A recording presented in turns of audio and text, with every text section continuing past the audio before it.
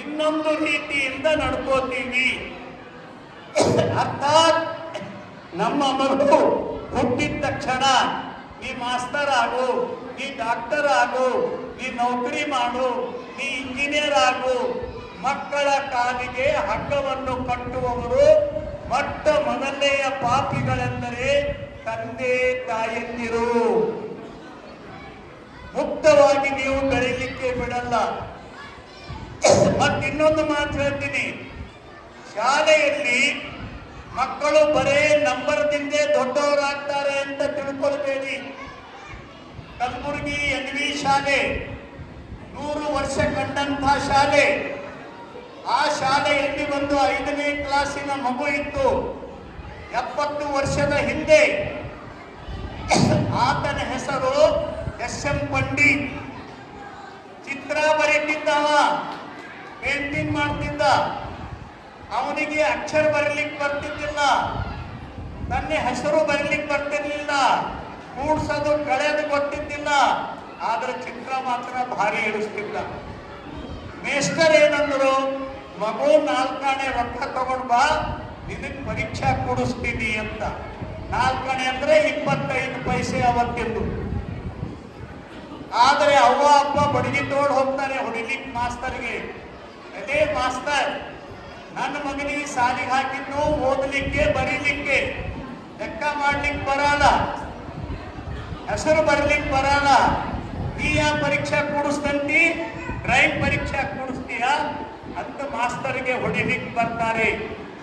ಆದರೆ ತಂದೆ ತಾಯಂದ್ರೆ ಇವತ್ತು ನಿಮಗೆ ಹೇಳ್ತೀನಿ, ಆ SM ಪಂಡಿತ್ ಬಾಲಕ ಭಾರತ ಪ್ರದೇಶದ ಪ್ರಸಿದ್ಧ ಪೇಂಟಿಂಗ್ ಮಾಡ್ತಕ್ಕಂಥ ಆರ್ಟಿಸ್ಟ್ ಆದ.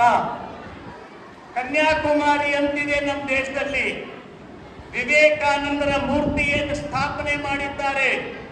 ಅದರ ನಕಾಶೆಯನ್ನು ಬರೆದುಕೊಟ್ಟವನು SM ಪಂಡಿತ್, ಕಲಬುರಗಿಯ ವ್ಯಕ್ತಿ. ಅವ ಎಷ್ಟು ರೊಕ್ಕ ತಗೊಂಡ ಅದು ಹೇಳ್ತೀನಿ, ನೀವು ಇಷ್ಟಕ್ಕೆ ಚಪ್ಪಾಳೆ ಹೊಡೆದ್ರಿ. ಆತನಿಗೆ ತಗೊಂಡಂತ ಕೂಲಿ ಅವತ್ತು 65ನೇ ಇಸ್ವಿಯಲ್ಲಿ 20 ಲಕ್ಷ ರೂಪಾಯಿ. ನೀವು ಲೆಕ್ಕ ಹಾಕ್ರಿ, 5 ವರ್ಷಕ್ಕೆ ರೊಕ್ಕ ಡಬಲ್ ಆಗ್ತಾವ. ಅಂದ್ರೆ 60-65 ವರ್ಷಗಳಲ್ಲಿ ಆ ದುಡ್ಡು ಎಷ್ಟಾಗ್ತದಂದ್ರೆ ಏನೂ ಇಲ್ಲಂದ್ರೆ ಒಂದು 40-50 ಕೋಟಿ ಆಗುತ್ತೆ. ಅರ್ಥಾತ್ ಒಬ್ಬರು ಹಾಡಿನಿಂದ ಲತಾ ಮಂಗೇಶ್ಕರ್ ಆಗ್ತಾರೆ, ಒಬ್ಬರು ಚಿತ್ರ ಬರೆದು SM ಪಂಡಿತ್ ಆಗ್ತಾರೆ, ಒಬ್ಬರು ನೃತ್ಯದಿಂದ ಜಗತ್ತಿನಲ್ಲಿ ಬೆಳೀತಾರೆ, ಒಬ್ಬರು ಕ್ರಿಕೆಟ್ನಿಂದ ಬೆಳೀತಾರೆ.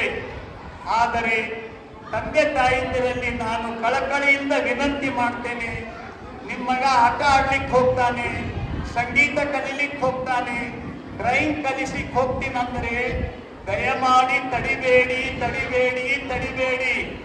ನೀವೇನಾದರೂ ಬಹಳ ಒತ್ತಾಯ ಮಾಡಿ ಓದಲಿಕ್ಕೆ ಹಚ್ಚಿದರೆ ಅದು ಅಕ್ಷರ ನಾಯಿ ಆದಂಗೆ ಆಗ್ತಾರ. ಮಗ ಹಳ್ಳನೂ ಕಾಯಂಗಿಲ್ಲ, ಮನಿನೂ ಕಾಯಂಗಿಲ್ಲ. ಅದಕ್ಕಾಗಿ ಮಕ್ಕಳ ಕಾಲಿಗೆ ಹಗ್ಗವನ್ನು ಕಟ್ಟಬೇಡಿ. ಇದು ಕಳಕಳಿಯಿಂದ ನಿಮ್ಮೆಲ್ಲರಲ್ಲಿ ನಾನು ವಿನಂತಿ ಮಾಡ್ತೇನೆ. ಶಿಕ್ಷಣ ಸಂಸ್ಥೆ ನಡೆಸೋರು ಇದ್ದಾರೆ, ಅದೇ ರೀತಿ ಶಿಕ್ಷಕರು ಇಲ್ಲಿದ್ದಾರೆ, ತಂದೆ ತಾಯಿಯರು ನೀವಿದ್ದೀರಿ. ದೇವರಂಥ ಮಕ್ಕಳಿಗೆ ನೀವು ಹಡದ ಮಾತ್ರಕ್ಕೆ, ಜನ್ಮ ಕೊಟ್ಟ ಮಾತ್ರಕ್ಕೆ ನಾವು ಹೇಳಿದಂಗೆ ಆಗಬೇಕು ಅಂತಲ್ಲ. ನಿಮ್ಮ ಕೆಲಸ ಏನಂದ್ರೆ, ಒಬ್ಬ ತಾಯಿ ಪ್ರತಿನಿತ್ಯ ಸ್ನಾನ ಮಾಡಿ ದೇವರ ಪೂಜೆ ಮಾಡುವಾಗ ದೇವರನ್ನು ತೊಳೆದ ಮೇಲೆ ನೀರು ಹಿತ್ತಲಲ್ಲಿ ಚೆಲ್ಲಿಕ್ಕೆ ಹೋಗ್ತಾಳೆ. ನೀರು ಚೆಲ್ಲಿ ಅಲ್ಲಿ ಹೂವು ಕಡ್ಕೋವಾಗ ಒಂದು 4-8 ಎಲೆಗಳು ಹಣ್ಣಾಗಿರ್ತವೆ. ಆ ಎಲೆಗಳನ್ನು ಕಡಿತಾಳೆ, ಆಮೇಲೆ ಹೂವು ಕಡಿತಾಳೆ. ಯಾಕಂದ್ರೆ ಹಣ್ಣಾದ ಎಲೆಗಳಿದ್ರೆ ಹೂ ಚೆನ್ನಾಗಿ ಬರೋದಿಲ್ಲ ಅಂತ.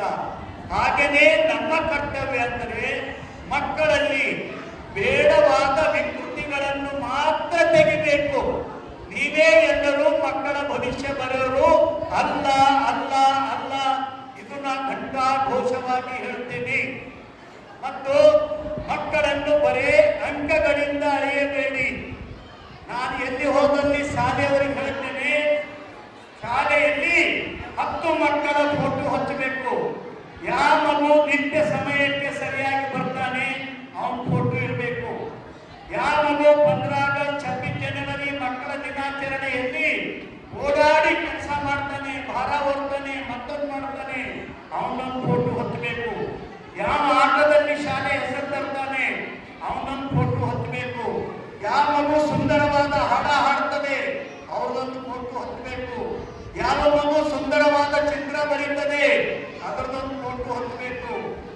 ಅಂತ 10 ಫೋಟೋಗಳಲ್ಲಿ 1 ಫೋಟೋ ನಂಬರ್ ತಗೊಂಡ್ಬಿಡ್ತಿರ್ಬೇಕು. ನಾವೇನ್ ಮಾಡ್ತೀವಿ, 1 ವೇಕ್ ಆಗ್ಬೇಕು. ನನಗೇನು ಮಕ್ಕಳು ನಂಬರ್ ತಗೊಂಡು ಶಾಣೆರಾದ್ರೆ ನಂಗೆ ದುಃಖ ಇಲ್ಲ. ಈಗ ಹೇಳ್ತೀನಿ ಯಾಕೆ ದುಃಖ ಆಗ್ತದಂದ್ರೆ, ನಮ್ಮ ದೇಶದಲ್ಲಿ 1 ಕೋಟಿ ಜನ ಇಂಜಿನಿಯರು 5,000 10,000 ರೂಪಾಯಿಗೆ ದುಡಿಲಿಕ್ಕೆ ತಯಾರಿದ್ದಾರೆ. ಬಾಂದ್ ಕರೆಯೋರಿಲ್ಲ. ನಮ್ಮ ದೇಶದಲ್ಲಿ 1 ಕೋಟಿ MBA MCA ಮಾಡಿದವರಿದ್ದಾರೆ, ಯಾರೂ ಕರೆಯೋರಿಲ್ಲ. ಶಾಲೆ ಶಿಕ್ಷಕರಾಗಬೇಕೆಂದು ನಾನಾ ರೀತಿಯ ಟ್ರೈನಿಂಗ್ ಮಾಡಿದವರು 7 ಕೋಟಿ ಜನ ಇದ್ದಾರೆ. ಅವರು ಎಲ್ಲೋ ಹೋಗಿ ದುಡಿತಾ ಇದ್ದಾರೆ. ಅರ್ಥಾತ್ ಓದಿದ ಎಲ್ಲ ಮಕ್ಕಳಿಗೆ ನೌಕರಿ ಕೊಡ್ಲಿಕ್ಕೆ ಸಾಧ್ಯ ಇಲ್ಲ. ಆದರೆ ನೀವು ನಿಮ್ಮ ಮಕ್ಕಳನ್ನು ಮಾಲಕರನ್ನಾಗಿ ಮಾಡಿ, ಒಡೆಯರನ್ನಾಗಿ ಮಾಡಿ, ಕೊಡುವವರನ್ನಾಗಿ ಮಾಡಿ. ಇದು ನಾನು ಕಳಕಳಿಯಿಂದ ವಿನಂತಿ ಮಾಡುತ್ತೇನೆ. ಇಲ್ಲಂದ್ರೆ ಓದಲು ಮುಗಿದ ಮೇಲೆ ನೀವೇ ಬೈತೀರಿ ನಿಮ್ಮ ಮಕ್ಕಳಿಗೆ, ಇಷ್ಟೆಲ್ಲ ರೊಕ್ಕ ಹಾಳು ಮಾಡಿ ಶಾಲೆ ಕಲ್ತೀನಿ, ಜಲ್ದಿ ನೌಕರಿ ಹತ್ತೋದಲ್ಲಿ ಹಣೆ ಬರ ಅಂತ ಬೈತೀರಿ. ಆದ್ರೆ ನೌಕರಿ ಸಿಗಂಗಿಲ್ಲ. ಈಗ ಒಂದು ಅಂಕಿ ಸಂಖ್ಯೆ ಬಂದಿದೆ. ಈಗ ನೌಕರಿ ಮಾಡುವವರ ಸಂಖ್ಯೆ 83ರಲ್ಲಿ 80 ಜನ ನೌಕರಿ ಕಳ್ಕೊತಾರೆ. ಸಾಫ್ಟ್ವೇರ್ ಇಂಜಿನಿಯರ್ನಲ್ಲಿ ನೌಕರಿ ಹೋಗೋ ಕಾಲ ಬಂದಿದೆ. ಈ ಎಲ್ಲ ಟೆಕ್ನಾಲಜಿ ಕಂಪ್ಯೂಟರ್ ಬಂದ ಮೇಲೆ. ಅದಕ್ಕಾಗಿ ಹಿಂದೆ ಗಾದಿ ಮಾತಿತ್ತು, खेती उत्तम व्यापार मध्यम ಚಾಕರಿ ಕನಿಷ್ಠ ಅಂತ. ಅರ್ಥಾತ್ ನೌಕರಿ ಮಾಡುವುದು ಕನಿಷ್ಠ, ವ್ಯಾಪಾರ ಮಧ್ಯಮ, ಒಕ್ಕಲ್ತನ ಎಲ್ಲಕ್ಕಿಂತ ಶ್ರೇಷ್ಠ. ಆದರೆ ನಾವು ದರಿದ್ರತನ ಹಿಂದೆ ತಂದಿದ್ದೇವೆ. ಅದಕ್ಕಾಗಿ ನಿಮ್ಮ ಮಕ್ಕಳನ್ನು ಒಡೆಯರನ್ನಾಗಿ ಮಾಡಿ ಅಂತ ಕೇಳ್ತೇನೆ. ಕೊನೆಯಲ್ಲಿ ಒಂದು ಕಿವಿ ಮಾತು ಹೇಳ್ತೇನೆ. ದೇವರಿಗೆ ಸಮಾನವಾದ ಈ ಮಕ್ಕಳು ಒಳ್ಳೆಯ ಮಕ್ಕಳಾಗಿ ಬೆಳಿಬೇಕಾದರೆ ಮಕ್ಕಳಿಗೆ ಒಳ್ಳೆಯ ಆಹಾರವನ್ನು ಕೊಡಿ. ಬಜಾರ್ನಿಂದ ಕೆಮಿಕಲ್ ಹಾಕಿದ ಆಹಾರ ಕೊಡಬೇಡಿ. ಒಳ್ಳೆಯ ನೀರನ್ನು ಕೊಡಿ. ನಿಮಗೆ ಬಾಟ್ಲಿ ನೀರು ಬೇಕಂತಿಲ್ಲ. ಈ ಬಾಟ್ಲಿ ನೀರು ನಕಲಿ ನೀರವ. ನೀರು ಕಾಯಿಸಿ ಆರಿಸಿದ ನೀರು ಕೊಟ್ರೆ ಮಕ್ಕಳಿಗೆ 10ರಲ್ಲಿ 8 ರೋಗ ಬರೋದಿಲ್ಲ. ಜೊತೆಗೆ ವಾರಕ್ಕೆ 1 ಸಲ ಆದರೂ ಖುಲ್ಲಾ ಗಾಳಿಯಲ್ಲಿ ತಿರುಗಾಡಬೇಕು ನಿಮ್ಮ ಮಕ್ಕಳು, ಸ್ವಚ್ಛ ಗಾಳಿಯಲ್ಲಿ. ದಿಲ್ಲಿಯಲ್ಲಿ ಒಳ್ಳೆಯ ನೀರಿಲ್ಲ, ಒಳ್ಳೆಯ ಗಾಳಿ ಇಲ್ಲ, ಒಳ್ಳೆಯ ಅನ್ನ ಇಲ್ಲ. ಇದು ಸಿಗೋದಿಲ್ಲ ಅಂದ್ರೆ ನಾವು ಗಳಿಸಿದ್ದು 100 ರೂಪಾಯಿಯಲ್ಲಿ 33 ರೂಪಾಯಿ ದವಾಖಾನೆಗೆ ಬಡಿಬೇಕಾಗುತ್ತದೆ. ನಮ್ಮ ಜೀವನನೇ ದವಾಖಾನೆಯಿಂದ ಕಳೆಯಬೇಕಾಗುತ್ತೆ. ಅದಕ್ಕಾಗಿ ದಯಮಾಡಿ ತಾಯಂದಿರು ನಿಮ್ಮ ಕೈಯಿಂದ ಮಾಡಿದ ಶುದ್ಧ ಆಹಾರವನ್ನೇ ಮಕ್ಕಳಿಗೆ ಉಣಬಡಿಸಿ ಅಂತ ಕಳಕಳಿಯಿಂದ ನಾನು ವಿನಂತಿ ಮಾಡ್ತೇನೆ.